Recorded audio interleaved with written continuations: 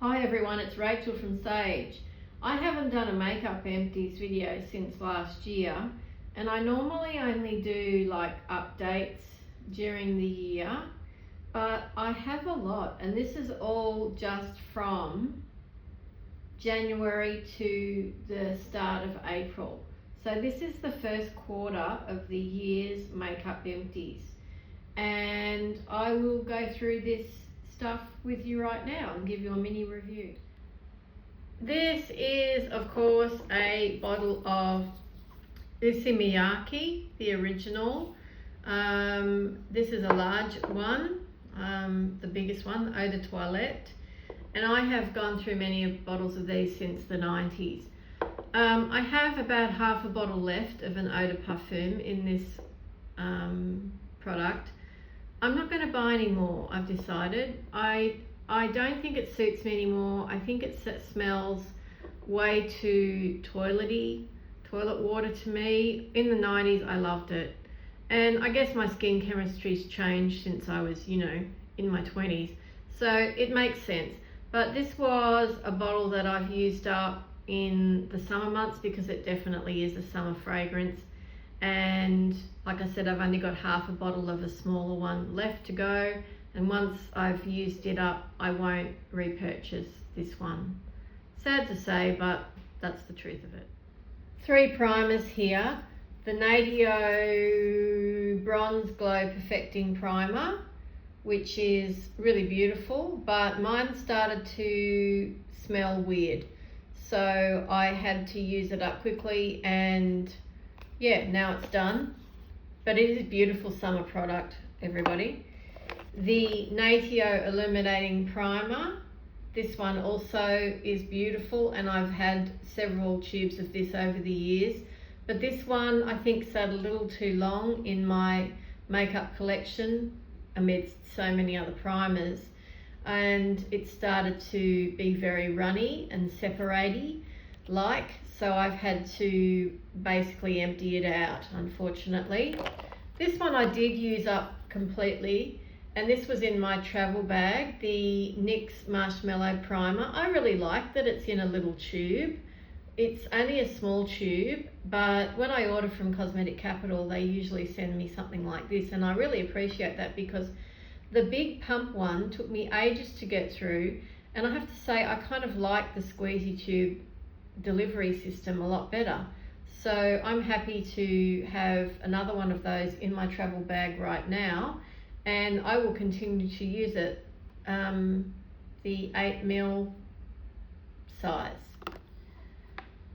This took me way longer to finish than I thought it was going to. I predicted I'd have it done probably the first week of January, but I didn't. It took me a little bit longer than that. The Naked Sundays Beauty Screen Peptide Foundation Tint. Mine was in the shade 4. Shade 4. This is great. I would consider repurchasing this for the summer, and the fact that it gives such high SPF as well also is of great benefit to me. I wore this to the cricket. I wore this, for barbecues and things like that, and I found that it broke up during the day and I had to reapply, but I could, and it didn't look odd, like putting sunscreen over makeup. You know how that goes. So putting this on was really quite helpful in that regard, and it did last a long time. She's pricey though. One of my all-time favorite foundations, the L'Oreal True Match Nude in shade 3 to 4 light medium, is one of the best foundation formulas I have ever used, and I repeat purchase it, even though I've talked about this before. I hate the dropper packaging, but nonetheless the product inside is worth it, and I love it, and I highly recommend it to all skin types. And it is a beautiful low to medium coverage. Your skin will look amazing with it on, and you won't regret buying this stuff, I can guarantee it. I go through setting sprays. Whoops, there goes one. I get through setting sprays so fast. Anyway, one of these just fell back into the box. The Marshmallow Setting Spray, the matte finish, 18ml size, fabulous for travelling, a good product, goes well with the primer, goes over any makeup really beautifully, and I do appreciate that it is in a travel size. The packaging is also super cute. The Tia Mask Fit Waterproof Setting Spray. This is a big bottle, 60 or 80 mils, does that say?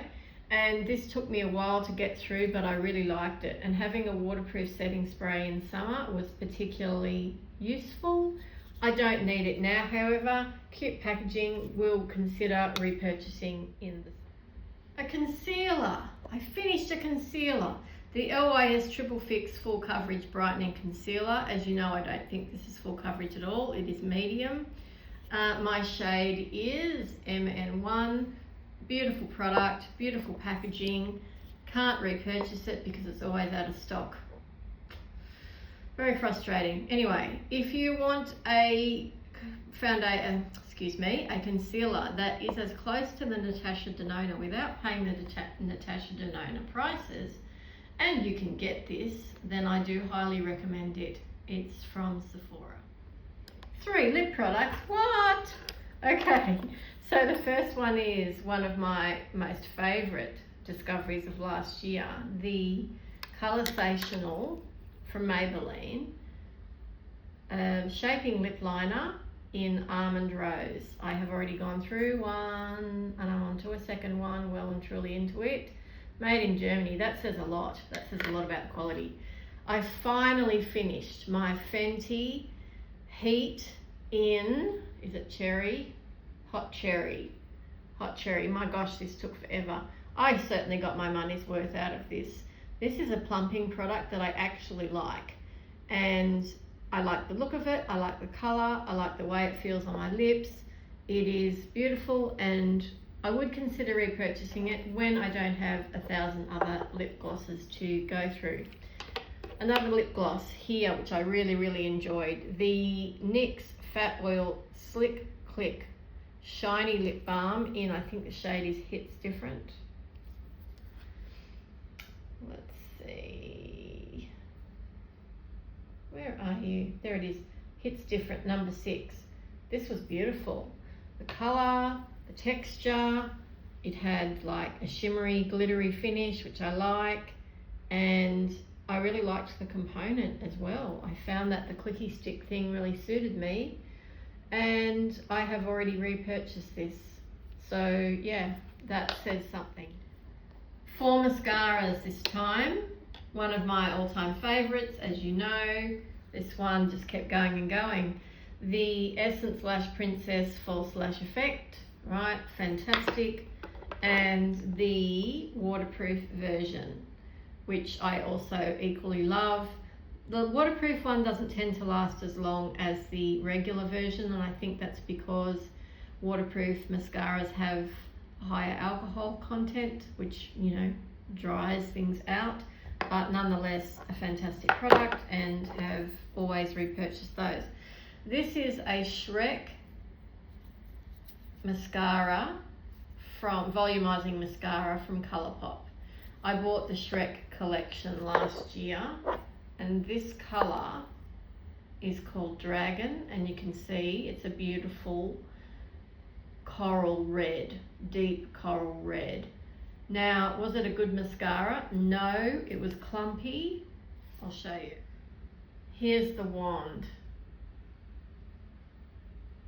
There's still a little bit of moisture in there, but I found every time I used it, it just created balls on my lashes, and they would just fall onto my face, and it was not that flattering. Now, I've had the BFF formula before in the green one that I got from the Toy Story collection. It didn't seem to do that. I don't know, are these things colour dependent sometimes when they're making coloured mascaras? I'm assuming now that that is true. I'm not inclined to buy any more mascaras from Colourpop, unfortunately. One of the great mascaras ever is L'Oreal's Panorama Volume Million Lashes. I repeat purchase this. I usually buy them in packs of 3 because I love them so much. I get the black brown. I kind of think that black brown really suits me well. This does everything. It lifts, it lengthens, it separates, it volumizes pretty much in one swipe, and I have one in my current makeup jar right now. I use them up and I put another one straight in because they are an all-time classic. And I would say that this would be as close to the MAC stack as I can get without paying the $57 for the MAC stack. Mind you, L'Oreal ain't cheap either. For brow products, this travel size of the Maybelline Brow Fast Sculpt Gel Mascara, it's okay. It's not very strong hold. The brush is kind of dry. It doesn't seem to pick up much product, but it did the job, you know, on those days when I'm just wanting to tidy up, basically. I haven't bought any more of them though, because I've got so many good ones at the moment. There are so many good brow products around at the moment. The NYX Zero to Brow Gel in Ash Brown. Look, I didn't really like this much. Sorry to all those people that love it. It has a spoolie. It has that dip end, so it's a liquidy felt tip, and you brush it on, but I didn't find it distributed very evenly for me. I mean, I may not be the best at using it either, but I just didn't love it. The shade was a bit dark too, which I thought was a surprise for me, because I thought ash brown would be perfect. But yeah, I'm not inclined to get that one again. This one I've already repurchased. This is amazing. This is the Revlon Color Stay Micro Brow Pencil in 454 medium brown. Absolutely fantastic. Tiny spoolie, tiny tip on the end, and as I said, I've already repurchased another one. It is as close as I can get to this expensive fellow, which is precisely my brow pencil in, you know, shade 3.5. This is Benefit's Classic, and this I have bought, I have no idea how many times now. I have one open at the moment, and then I have another Revlon one to use after that. But brow products, I just fly through them, and I think we all do, don't we? We need to repeat purchase brow products, and when we find one, in my case two, that I really love, then I'm very happy to continue to keep buying them. This one now, full size, is $49 in Australia. Isn't that crazy? I finally finished the Essence Baby Got Bronze liquid bronzer in, what shade was this one? Sunkissed Sweetie 20.